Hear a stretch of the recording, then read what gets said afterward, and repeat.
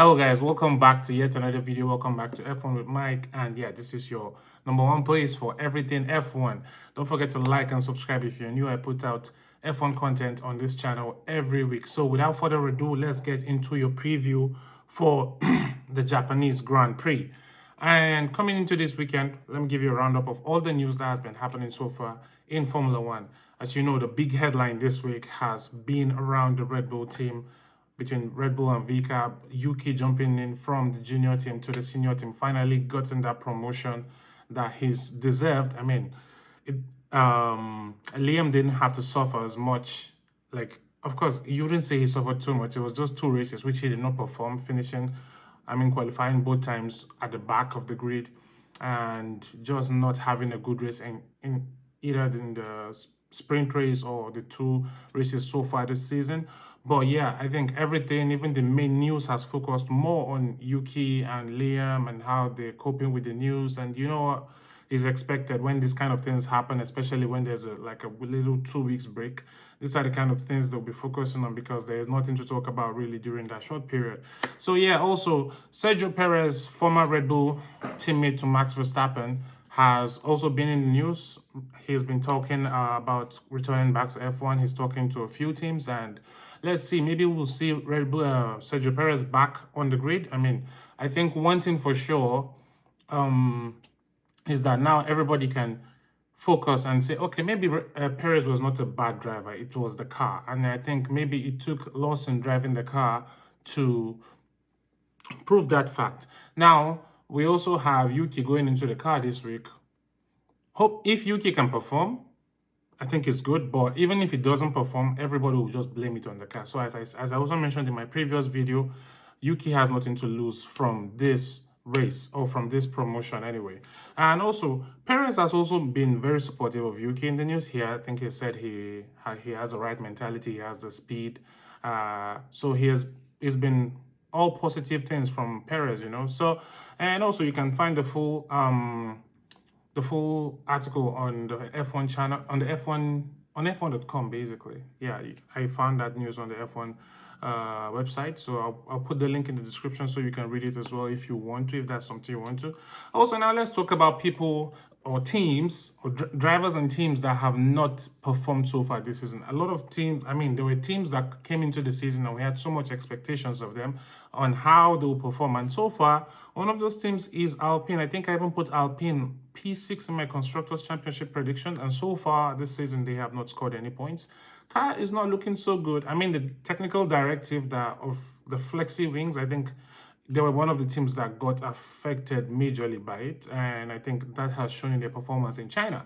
Now, given that allowance of the 0.25 is taken away from this Grand Prix in Japan, let's see, is the car going to get any better, or is it going to get worse, because they have not scored any points so far this season with either driver. So yeah, also Fernando Alonso is having quite a terrible start to the season, and honestly, if this was Lance Stroll, I feel like we would have been a lot more harsher on him compared to Fernando, because so far this season, Stroll has been carrying the Aston Martin team. He finished P6, I think, P6 in Australia. He finished P9 after the disqualification of Charles and Lewis. He finished P9.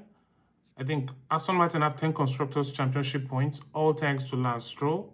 And of course, you could say Alonso was unlucky in China, where he had a DNF because his brake caught fire and all of that. So he couldn't do anything. There was nothing he could do about it. But so far this season, Alonso's season has not been good so far. Another driver whose season has not been good so far is also Carlos Sainz. Carlos Sainz, just like Alonso, crashed in Australia, of course, because of the tricky conditions. But one of the last drivers you expect to crash. These are experienced guys. You don't expect to see things like this from them, but it happened, and he needs to wake up. I think his season, thanks to the disqualification as well of Lewis and Charles in China, he was able to get 10th position, which was one Constructors' Championship. And I think Williams had 17 Constructors' Championship points, and Alex Albon has had 16 of those.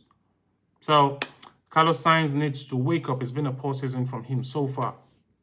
Now, also coming into this weekend, and you know, this is one of the weekends where teams bring in special liveries for the Grand Prix. Normally, it's either here or Miami or somewhere, maybe Kota or Silverstone. These are the kind of races where you see special liveries. And Red Bull have brought back the white bull. Whoa, that guy, man.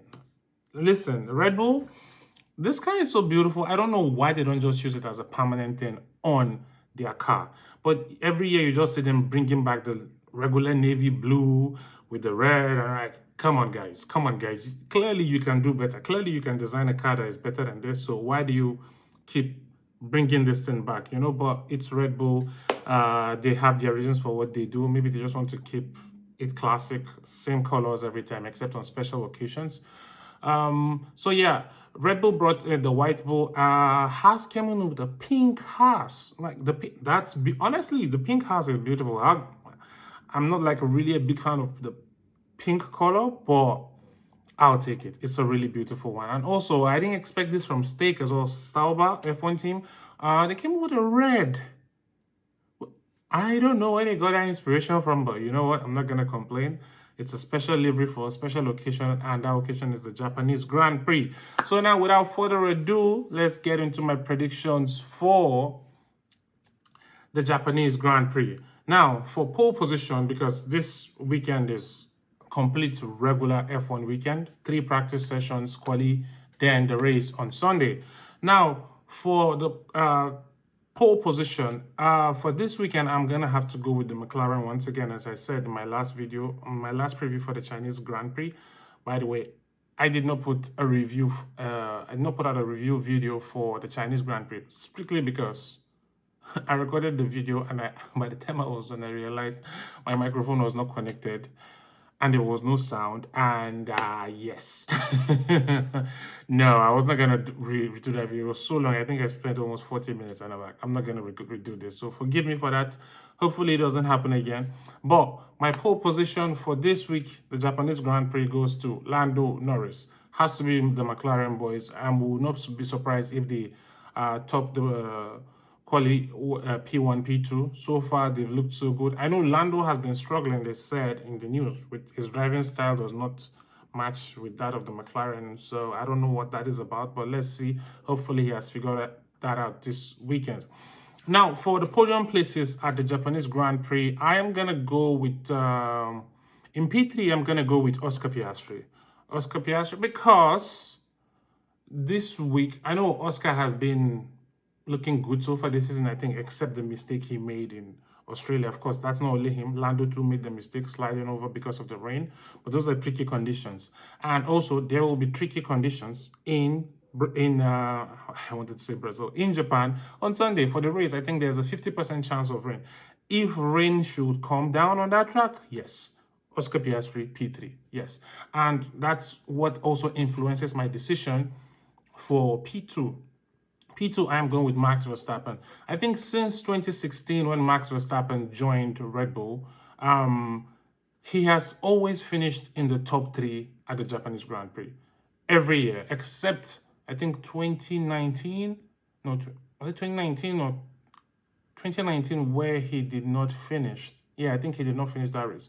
But every race he has finished in Japan, he has finished in the top 3. So for this race, I am going with Max Verstappen P2. And once again, P1, the guy that starts on pole, he gets to win the race. At least that's been the trend this season. In Australia, Lando was on pole, he won the race. In China, Oscar was on pole, he won the race.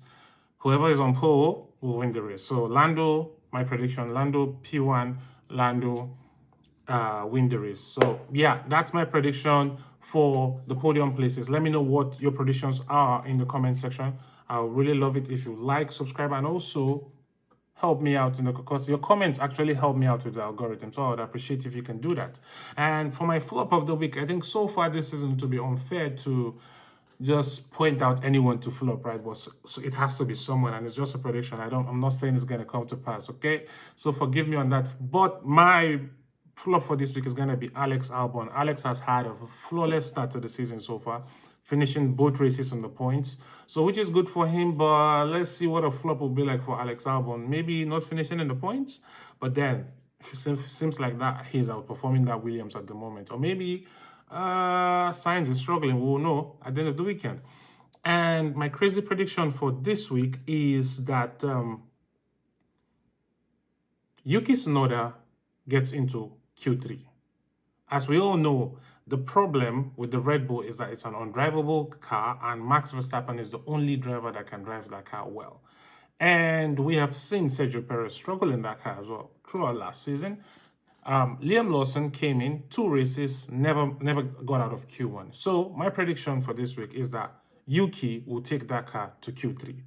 Now, I hope that happens. If it doesn't happen, I won't be surprised. I think even if he takes that car to Q2, he has done a lot more than Liam did in 2 races and a sprint race. So yeah, let me know what you think in the comment section, and I'll see you at the end of the race weekend. Peace out. See you soon.